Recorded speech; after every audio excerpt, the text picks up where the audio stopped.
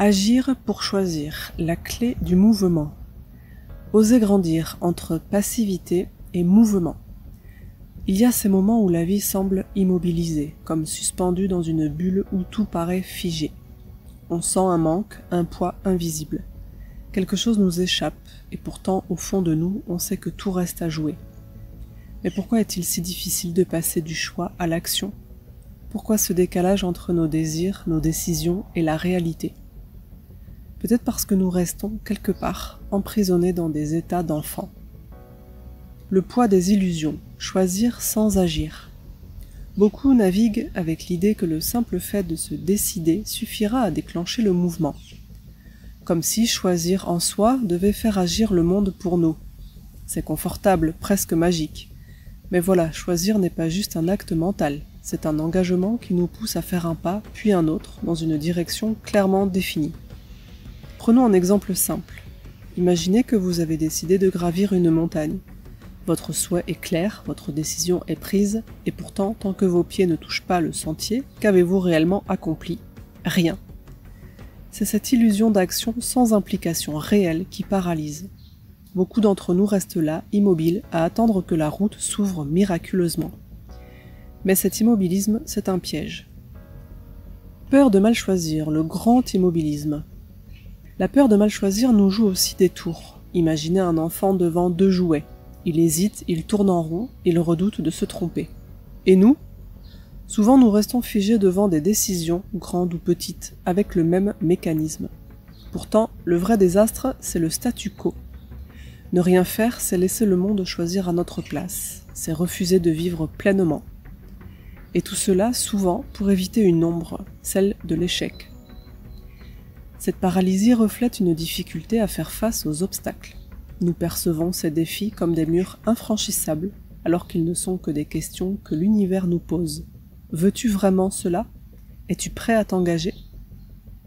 Reconnaître ses limites pour avancer. Enfants, nous étions parfois tentés d'ignorer nos limites, de sauter dans le vide simplement pour voir ce qui se cache en bas. Paradoxalement, en grandissant, beaucoup continuent d'agir ainsi, mais dans l'autre sens. Ils ne bougent plus par peur de cet inconnu. Pourtant, accepter nos limites, c'est aussi apprendre à les repousser. Chaque montagne franchie, qu'elle soit physique ou métaphorique, nous rappelle que nos défis sont autant de leviers pour grandir. Dans la pratique, il s'agit avant tout de questionner nos croyances. Croire que le monde doit s'adapter à nos caprices, ou au contraire que tout est figé, c'est renier une vérité essentielle. Tout est mouvement, et nous avons un rôle actif à jouer. L'équilibre entre préparation et lâcher-prise. On croise souvent deux types de personnalités, ceux qui veulent tout contrôler et ceux qui laissent tout au hasard. Mais la vérité est ailleurs, comme souvent. Elle réside dans l'équilibre. Se préparer, c'est cultiver la responsabilité. S'adapter, c'est cultiver la souplesse. C'est comme partir pour une randonnée. Certains emportent tout, même l'inutile, par peur de manquer. D'autres se contentent de l'essentiel et trouvent des solutions sur le chemin. Et vous, dans cette grande randonnée qu'est la vie, où vous situez-vous? Êtes-vous encore à la maison à faire vos valises, ou déjà quelque part en mouvement? Grandir, c'est faire. Être adulte ne consiste pas à chercher des réponses parfaites aux questions de la vie. C'est oser essayer, échouer parfois, ajuster souvent, mais avancer toujours.